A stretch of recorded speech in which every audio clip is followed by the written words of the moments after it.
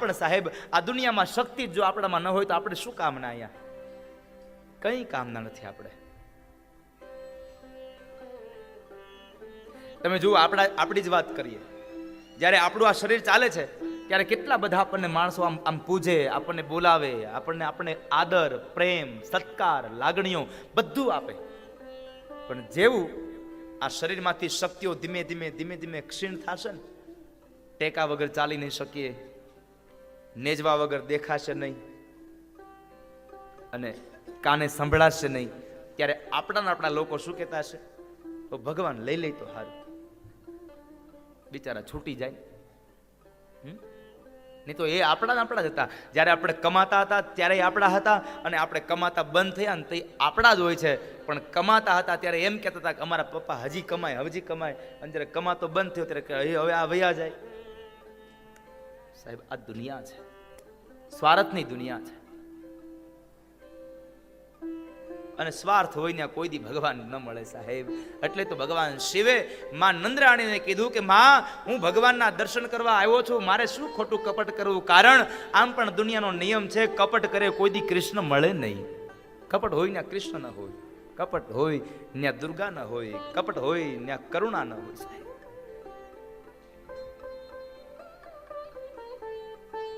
એટલે પરીક્ષિત રાજાને રાજગાદી સોંપી દઈ હેમાળાના માર્ગે ગયા. અને એ પરીક્ષિત મહારાજે જંગલમાં ગયા. જંગલની અંદર શમીક ઋષિના આશ્રમની અંદર ગયા. શમીક ઋષિ આગતા સ્વાગતા ન કરી ધ્યાનમાં બેઠા છે. એટલે શમીક ઋષિના ગળામાં મરેલો સર્પ પહેરાવ્યો. એટલે સર્પ પહેરાવાને લઈ અને શમીકના પુત્ર શૃંગીએ એને શ્રાપ આપ્યો કે 7મે દિવસે તને તક્ષક નાગ દંખ દઈ અને મૃત્યુ થશે, એમાં કોઈ પણ પ્રકારનો સંશય નથી. 7મે દિવસે તક્ષક નાગ દંશ દેશે.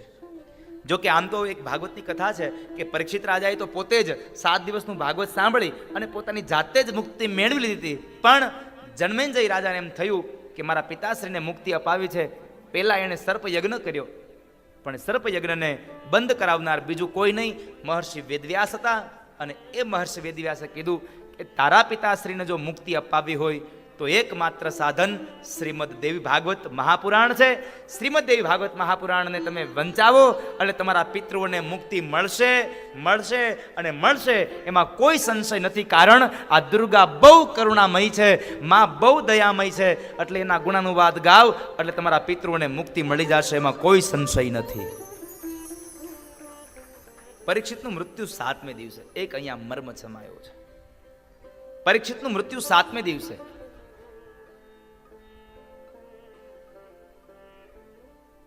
એનું એકનું જ નહીં હો, આપણું એમ જ છે. પણ ફેર એટલો છે, પરીક્ષિતનું 7મે દિવસે હતું ને આપણું 7 દિવસમાં છે. હા, આટલો ફેર છે. પરીક્ષિતનું 7મે દિવસે ને આપણું 7 દિવસમાં.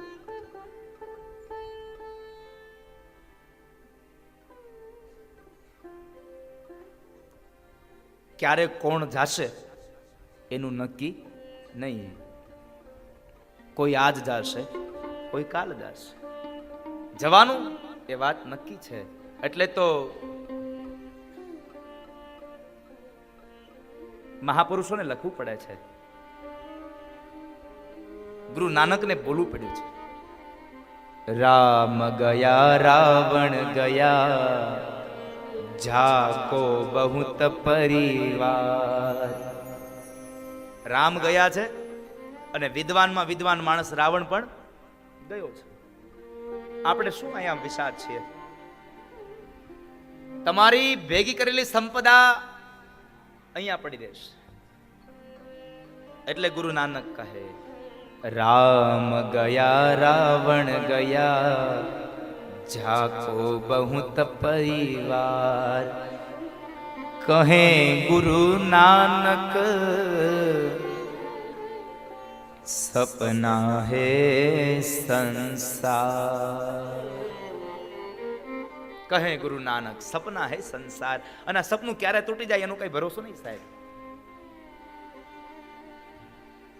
ક્યારે જવાનું એનો કોઈ ભરોસો નહીં. કોઈ આજ જશે, કોઈ કાલ જશે. કોણ ક્યારે જશે કોને ખબર છે? અરે સાહેબ, આવતીકાલ સવારનો બ્રેકફાસ્ટ આપણે લેશું કે નહીં, કોને ખબર છે? સવારની ચાની ચુસ્કીઓ આપણા ભાગ્યમાં છે કે નહીં, કોને ખબર છે? કઈ એટેક આવી જાય, કોને ખબર?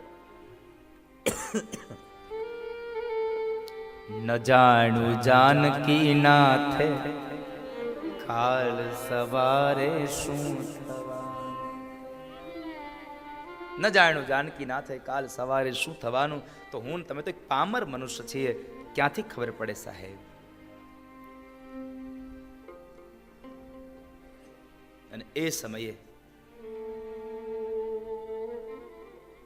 બે પંક્તિઓ આપ સૌ માટે કહેવા માટે.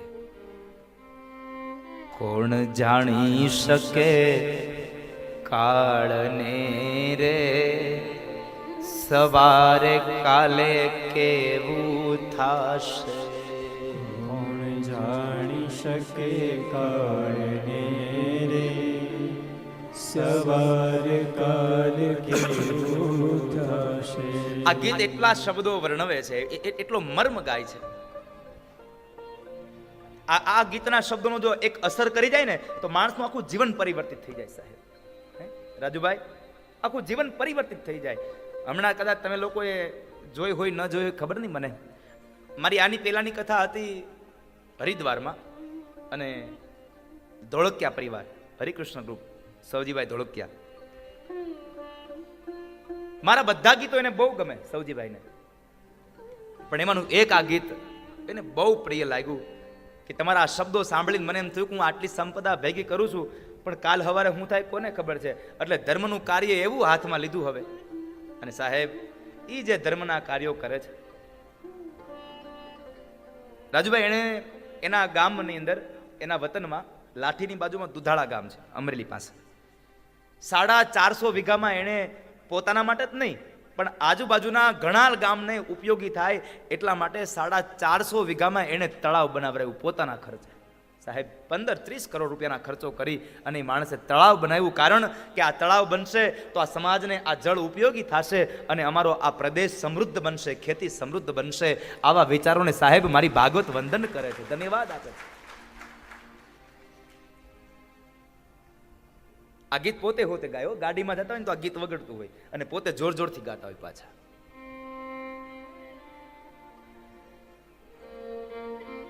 હમણાં જે હરિદ્વાર ગયા અમે, એ હરિદ્વાર એના સગા સંબંધીઓને લઈને નહોતા ગયા, એની કંપનીમાં જે માણસો કામ કરે છે એના મા બાપને લઈને ગયા હતા.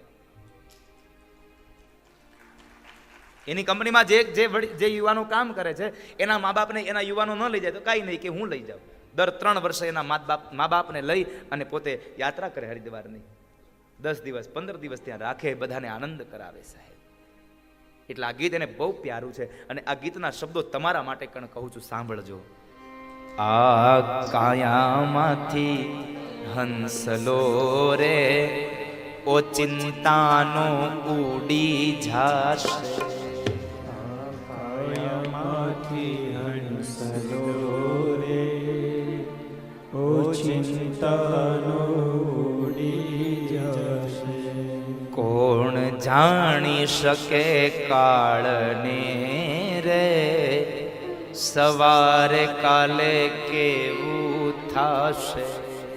કોણ જાણી શકે કાળને રે, સવારે કાલે કેવું થશે. આ કાયામાંથી હંસલો રે, ઓ ચિંતાનો ચાલ્યો જશે. આ કાયામાંથી હંસલો રે, ઓ ચિંતાનો ચાલ્યો જશે. અને ચાલ્યો જશે ને પછી આપણું અહીંયા કાંઈ નહીં હોય સાહેબ.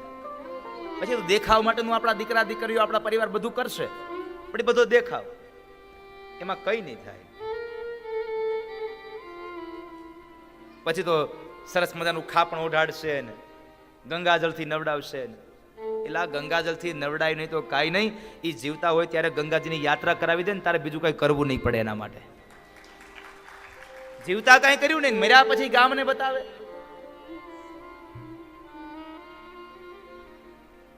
બધું મૂકીને વયું જવાનું સાહેબ. આ દુનિયાનો અમીરમાં અમીર માણસ હોય તોય ભલે, અને રંકમાં રંક માણસ હોય તોય ભલે, જેમ આવ્યો ને એમ જ જવાનું સાહેબ. એટલે તો સિકંદર કહે છે, સિકંદરે કેટલી મહેનત કરીને કેટલા રાજ્યોને કેટલી સંપદા ભેગી કરી, પણ જ્યારે એને સંપદા ભેગી કરી અને જ્યારે હજી આમ યુદ્ધ માટે જતો હતો, ઘણી સંપદા ભેગી કરી, એક નદીના કિનારે જતો હતો તો એક મહાત્માજી કોથળો પાથરીને સૂતા હતા. એટલે એને પૂછ્યું કે એલા ક્યાં જાય છે? તો કહે છે હું આ રાજ્યને, આ પ્રદેશને જીતવા માટે, હું આ રાજ્યને જીતીશ, હું આ રાજ્યને જીતી લઈશ, આટલું રાજ્ય ભેગું કરીશ. આ બધું સાંભળીને પેલા મહાત્માજીએ પ્રશ્ન કર્યો, આ બધું ભેગું કરીને પછી હું કરીશ? તો કે પછી હું શાંતિ રાખીશ, હું શાંતિથી બેસીશ. એ કે આ બધું ભેગું કરીને શાંતિ લેવી છે, એના કરતા બે જ અમારી બાજુમાં શાંતિ મળી જાય એમને. આટલી ઉપાધિ શું કરે? અને સિકંદરને સાહેબે શબ્દો સમજાઈ ગયા ને, ત્યારે સિકંદરે પોતાના રાજ્યના રાજાઓ, પોતાના રાજ્યના માણસોને કીધું કે જ્યારે મારો જનાજો નીકળે ને ત્યારે ગમે તે વસ્તુ કરજો, પણ મારા બે હાથ ખુલ્લા રાખી અને બહાર રાખજો. કારણ આ સમાજના લોકોને ખબર પડે કે સિકંદર આવ્યો તો ખાલી હાથે, ભેગું કર્યું આટલું બધું પણ ગયો પણ ખાલી હાથે. એટલે આમ બધું ભેગું કરીને મરવું એના કરતા સાહેબ રામ નામ લે ભેગું કરીને મરવું સારું છે. આ દુનિયામાં ભગવાનના નામનું નાણું ભેગું કરજો અને પછી મરજો, એમ ન જવાય.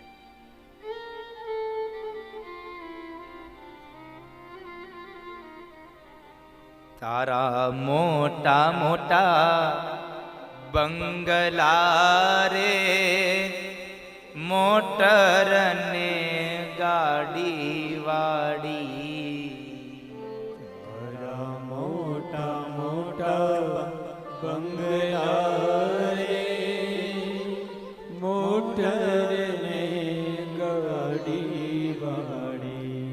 તારા મોટા મોટા બંગલા રે,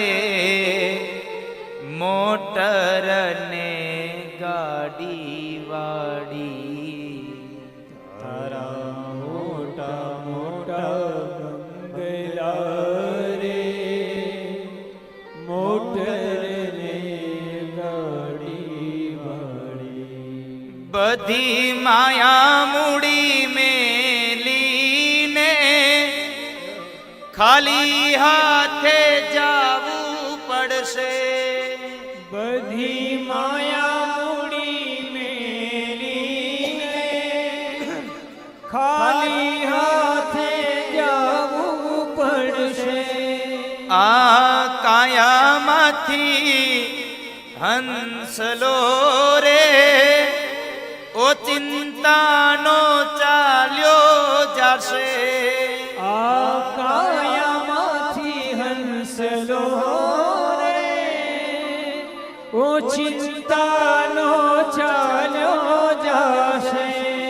આ કાયામાંથી હંસલો રે, ઓ ચિંતાનો ઉડી જશે. આ કાયામાંથી હંસલો રે, ઓ ચિંતાનો ઉડી જશે. તારું બધું મૂકીને જવાનું. અને આ દુનિયામાં સાહેબ ગમે તેટલો રૂપાળો દેહ મળ્યો હશે, પણ મર્યા પછી કોઈ ઘરમાં આપણને ઘડીકેય નહીં રાખે, બાળી દેશે. ક્યારેય હજી નથી સાંભળ્યું કોઈ દીકરાએ એમ કીધું એક મારા બાપુજી મને બહુ વાલા હતા, ભલે 2-3 દી ઘર માર્યા. એ તો હવારે ગયા એટલે બપોરે પૂરું, બપોરે ગયા એટલે રોંઢે, અને હવે તો દી હાથમાં તો કે હાલો હાલો થોડોક દી છે, રાત નો રખાયા ને.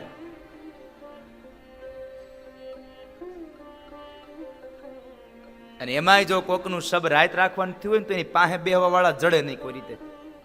નહીં ને કાંઈક મને લાગશે તો, નહીં ભૂત થાય તો.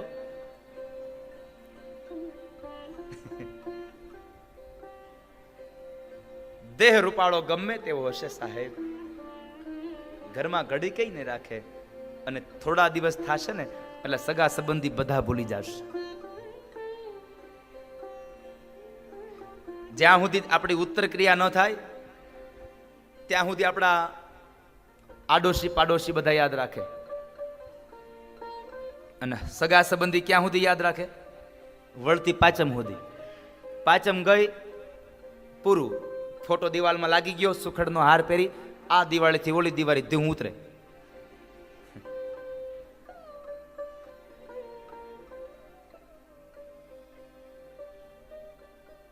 તારા સગાને સંબંધી રે થોડા દીમાં ભૂલી જાશે. તારા હગા સંબંધી બધાય ભૂલી જાય સાહેબ, તને કોઈ યાદ નહીં રાખે. એટલા માટે ઈશ્વરના નામનો મહિમા ગાતો જા, ભગવાનના નામનો મહિમા ગાઈ લે, અને જે ભેગું કર્યું છે ને એ જ આવશે, પછી કાંઈ કામ નહીં આવે. ચિઠ્ઠી ફાટશે ઉપરવાળાની, ત્યારે વેળા થાશે જાવાની. લોટ પાણીનો લાડવો મૂકશે, પણ જરૂર હશે નહીં ખાવાની. પછી તો તમે જુઓ એનું બારમું કરે ત્યારે એને સરસ મજાની ગાડલી પથારી પાથરે, એમાં ભાતાનો ડબરો મૂકે, હા, એક ફાનસ મૂકે, લાકડીને ટેકો આપે, પગમાં પહેરવા માટે ચપ્પલ આપે, ઓઢવા માટે સફેદ ગોદડું આપે, કેટલું કેટલું આપે. હું કામ એને એક જ ભાવ હોય, અમે અહીંયા આવું દાન કરીને તો ઉપર અમારા દાદાને આ બધું મળે. તો એ ગામને દેખાડવા સરસ મજાની લાકડી લઈ આવ્યા હોય, અને દાદા ગુજરી જાય ને ત્યાં સુધીમાં એના હાથમાં બાવળનો દંડીકો જ હોય. તો એ હારી લાકડી નો આપે. આ બધું સાહેબ દેખાવું છે સાહેબ. એમ મારો રામ નહીં દીજે. ઈશ્વરના નામનો મહિમા ગાવ, ઈ તમારું કલ્યાણ કરશે. તને મળ્યો મોટો મન ખોરે, બાંધી લે ભવનું ભાતું. તને 84 લાખ અવતારોમાં આ બહુ મોંઘો અવતાર મળ્યો છે, એટલે મનુષ્ય નામનું ભાથું અહીંયા રામ નામનો જપ કરી અને ઈશ્વરના નામનું ભાથું બાંધી લેજે બાપ. અને ઈશ્વરના નામનો મહિમા ગાવ ને પછી તમે તમારી બધી જ જવાબદારી તમારે ભૂલી જવાની. ભગવાન સ્વયં કૃષ્ણ ગીતાજીમાં એમ બોલ્યા છે કે હે જીવ, તું બધી આમ તેમ ભટકવાનું છોડી દે અને મારા શરણમાં આવી જા, અને પછી તારે તારી જિંદગીની ચિંતા નહીં કરવી પડે, તારી જિંદગીની ચિંતા હું કરીશ. ભગવાન સ્વયં કૃષ્ણ બોલ્યા કે સર્વ ધર્માન પરિત્યજ્ય મામેકમ શરણમ વ્રજ. હે જીવ, બધાનું શરણ છોડી અને મારું શરણ ગ્રહી લે, મને પકડી લે. સર્વ ધર્માન પરિત્યજ્ય મામેકમ શરણમ વ્રજ. ઈશ્વરના નામનો મહિમા ગાવ સાહેબ, ભગવાનના નામનો મહિમા ગાવ. અને એટલા માટે મને કહેવું ગમે છે આપ બધાની વચ્ચે 2 મિનિટ ભાવ સે ગાઈએ. ઈશ્વરના નામનો આશ્રય કરવો બાપ. 7 દિવસમાં આવીને તક્ષક નાગ ડંખ દેશે. કારણ આપણું અઠવાડિયું 7 જ વારનું છે. આપણે અઠવાડિયું કહી છે, બાકી છે તો 7 જ વાર.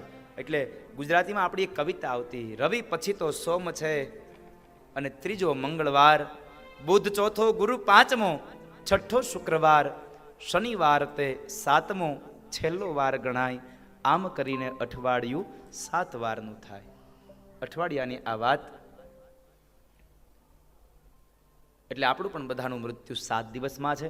પરીક્ષિત મહારાજને તક્ષક નાગ ડંખનો શ્રાપ મળ્યો. 7 દિવસ ગંગાના કિનારે અનશન વ્રત લઈ શ્રીમદ ભાગવતની કથા સાંભળી, અને 7મા દિવસે તક્ષક નાગ કીડાના રૂપની અંદર આવ્યો અને એને ડંખ દીધો, અને પરીક્ષિત મહારાજ મૃત્યુ પામ્યા.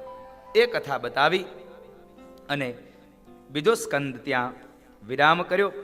બીજા સ્કંદના અંતની અંદર જન્મેન્દ્ર રાજાએ પોતાના પિતાશ્રી માટે મુક્તિ માટે એમણે વેદવ્યાસ મહારાજના કહેવાનુસાર શ્રીમદ દેવી ભાગવતની કથા સાંભળે છે. અને એ શ્રીમદ દેવી ભાગવતની કથામાં ત્રીજા સ્કંદની શરૂઆત કરતા રાજા જન્મેન્દ્ર પ્રશ્ન કરે, અને રાજા જન્મેન્દ્ર બોલ્યા છે, ભગવાન ભવતા પ્રોક્તમ યજ્ઞમિમાંબાભિધમ મહત સાકા કથમ સમુત્પન્ના કુત્ર કસ્માચ કિમ ગુણા. મહારાજ, બાપજી, આપે મને અંબાના યજ્ઞ દ્વારા દેવીની આરાધનાની વાત કહી હતી. તો મને બતાવો ને, એ દેવી ક્યાં? હવે દુર્ગા પ્રાગટ્યની કથા. તમારો મૂળ ભાવ દુર્ગા પ્રાગટ્ય.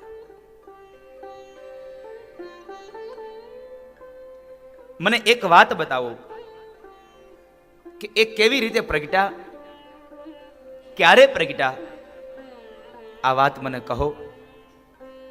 વળી સગુણ દેવી બ્રહ્મા, વિષ્ણુ અને મહેશની કથા પણ મને. જો અહીં શબ્દનો પ્રયોગ કર્યો છો, સગુણ દેવી, બ્રહ્મા, વિષ્ણુ અને મહેશ.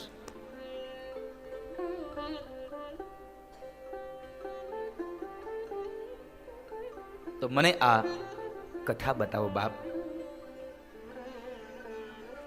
અને એ સમયે, એક વખતના સમયે, હે રાજા જન્મેન્જય, ભગવાન બ્રહ્માજી તપની અંદર બેઠા છે. ભગવાન બ્રહ્મા તપની અંદર બેઠા છે. તો એ સમયે નારદે બ્રહ્માને પ્રશ્ન કર્યો, પિતાશ્રી, આ જગતમાં તો સૌથી મોટા તમે છો, આ દુનિયાનું નિર્માણ તમે કર્યું છે, તો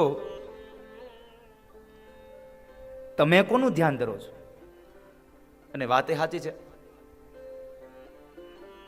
સૌથી મોટો વ્યક્તિ હોય, એ ધ્યાનમાં બેસે, એ પ્રાર્થના કરે, તો નીચેના માણસને જાણવું રહે જ કે તમે કોને પ્રાર્થના કરો, તમે કોને વંદન કરો છો, તમે કોને યાદ કરો છો. અને એ સમય બ્રહ્મા કહે છે, નારદ,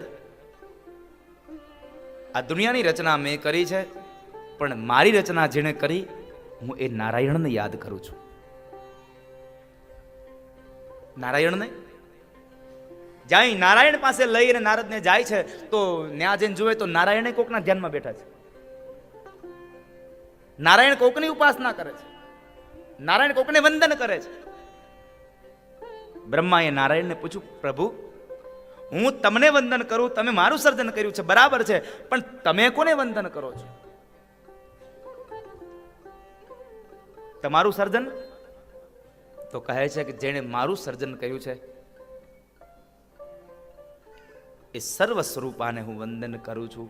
અને એટલે શ્રીમદ દેવી ભાગવતનો પ્રથમ શ્લોક ભગવાન બાદરાયણ બોલ્યા, સર્વ ચૈતન્ય સ્વરૂપા તામાદ્યામ વિદ્યામ ચ ધીમહિ બુદ્ધિમ યા નઃ પ્રચોદયા. જેને બુદ્ધિ આપણી માપી ન શકે, આપણી બુદ્ધિ જેને માપી ન શકે, એવી ત્રિગુણાત્મિકા મહાકાલી, મહાલક્ષ્મી અને મહાસરસ્વતીનું અમે ધ્યાન ધરીએ છીએ, અમે એનું આરાધન કરીએ છીએ, અમે એની ઉપાસના કરીએ. ભગવાન બ્રહ્મા, વિષ્ણુ ને મહેશ, આ ત્રણ દેવતાઓ ભગવાનની, ભગવતીની આરાધના કરે છે.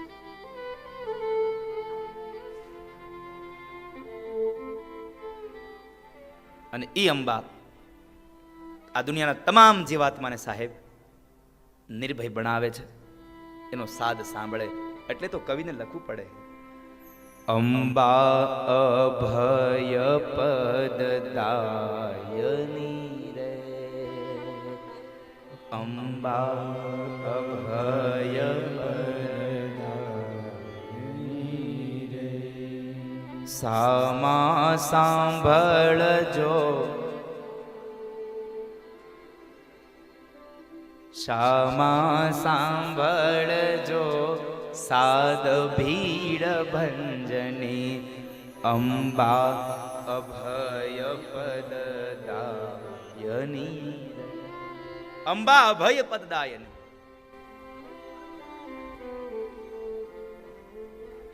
અંબા અભય પદદાયની.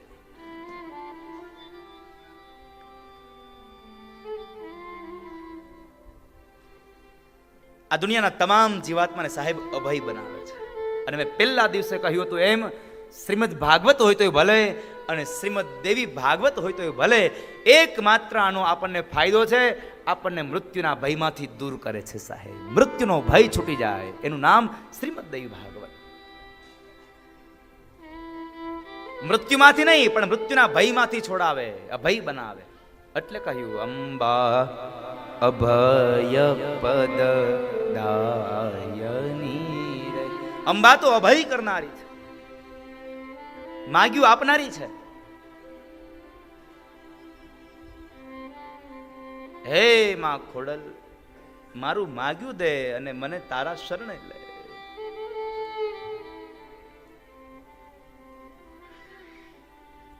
અંતરમાંથી નાદ થાય એટલે પુકાર સાંભળે. એટલે કહ્યું કવિએ, શામા સાંભળજો સાદ ભીડ ભંજની. શામા સાંભળજો સાદ ભીડ ભંજની. અંબાય ભય પદ દાયની રે.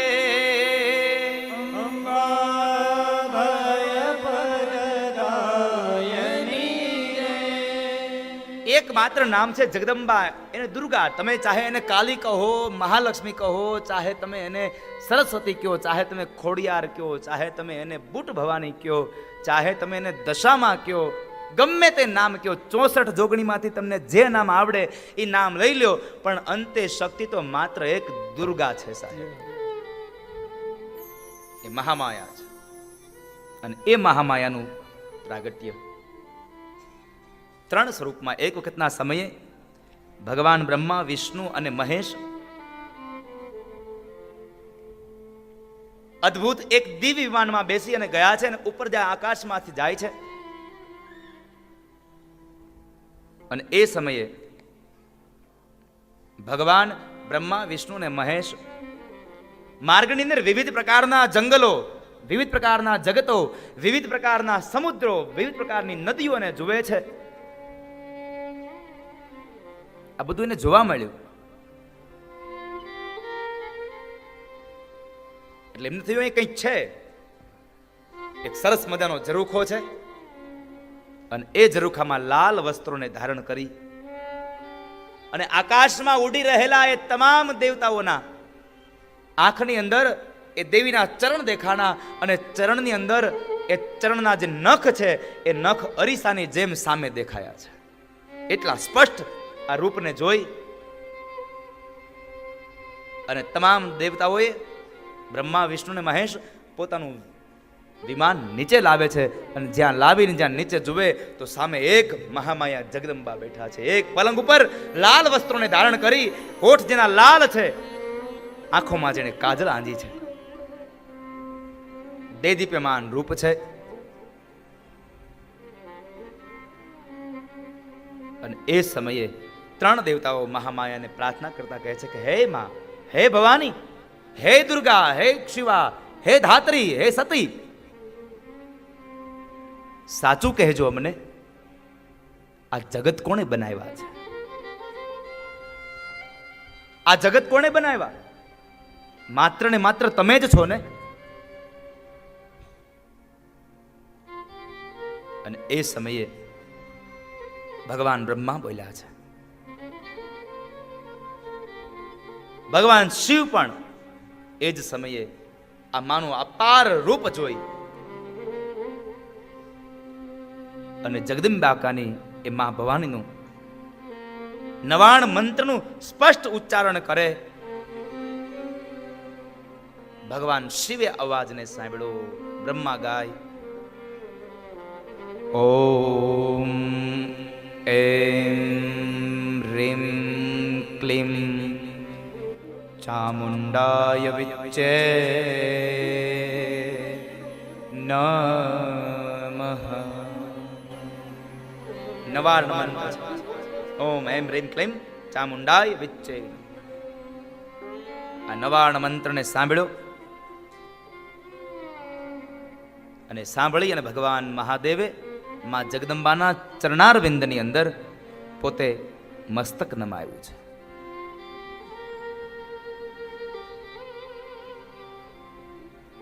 માં,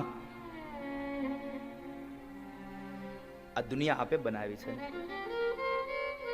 ત્રણ દેવતાઓને માં જગદંબાએ પોતાની શક્તિમાંથી સર્જન કર્યા. ભગવાન વિષ્ણુનું સર્જન માં જગદંબા, વિષ્ણુમાંથી બ્રહ્મા અને શિવ તો સાહેબ અજન્મા છે સાહેબ. અજન્માનો લોકા, જેનો જન્મ નથી સાહેબ, અજન્મા છે.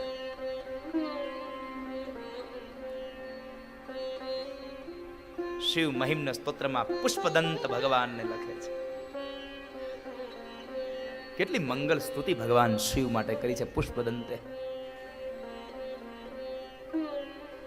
પણ કેવા ભાવથી ગવાય છે ને એ મહત્વનું છે સાહેબ. શબ્દો કરતા ભગવાન ભાવનો ભૂખો છે. મારી એક વાતને ખૂબ ધ્યાનથી રાખજો સાંભળીને. આ દુનિયામાં તમે ભગવાનને કેટલી સંપદા અર્પણ કરો છો, કેટલું દ્રવ્ય અર્પણ કરો છો એ મહત્વનું નથી, પણ તમે ભગવાનને કેટલો ભાવ અર્પણ કરો છો એ મહત્વનું છે. તમારો ભાવ મહત્વનો હોવો જોઈએ. અને આ દુનિયામાં ભગવાનની પૂજા કોઈને દેખાડવા માટે નથી સાહેબ.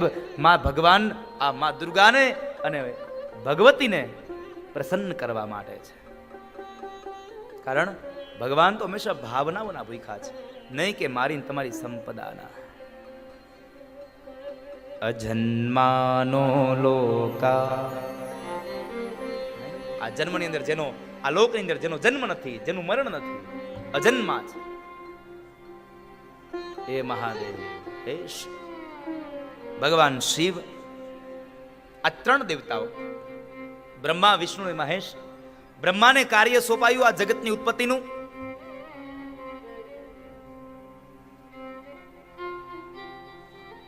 ભગવાન વિષ્ણુને આ કાર્ય સોંપાયું પાલન અને પોષણનું. અને ભગવાન શિવને આ કાર્ય સોંપાયું સંહારનું. દેવી ભાગવતમાં આ ત્રણ સ્વરૂપો બ્રહ્મા, વિષ્ણુ, મહેશ, સર્જન, પાલન અને વિસર્જન, આ ત્રણની હારે માતાજીનો શું સંબંધ? તો એક તત્વ બતાવ્યું, એક તથ્ય બતાવ્યું. જ્યારે બ્રહ્મા સર્જન કરે છે ને ત્યારે માં એમાં રજોગુણી બનીને આવે છે. જ્યારે બ્રહ્મા સર્જન કરે ત્યારે માં જગદંબા ભગવતી દુર્ગા એમાં રજોગુણી બનીને આવે છે.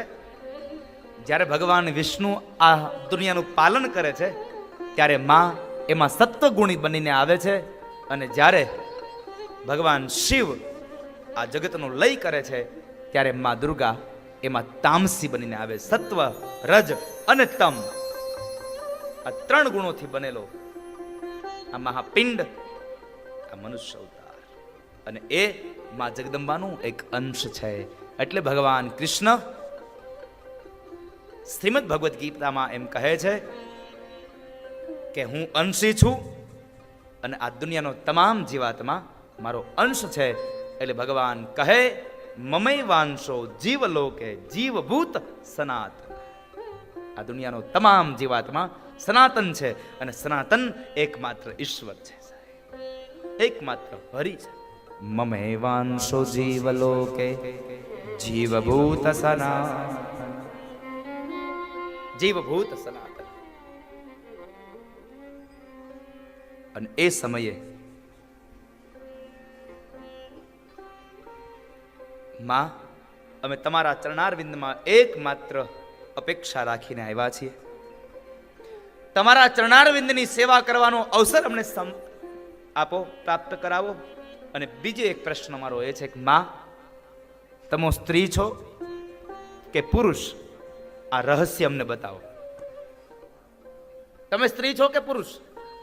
આ રહસ્ય અમને બતાવો.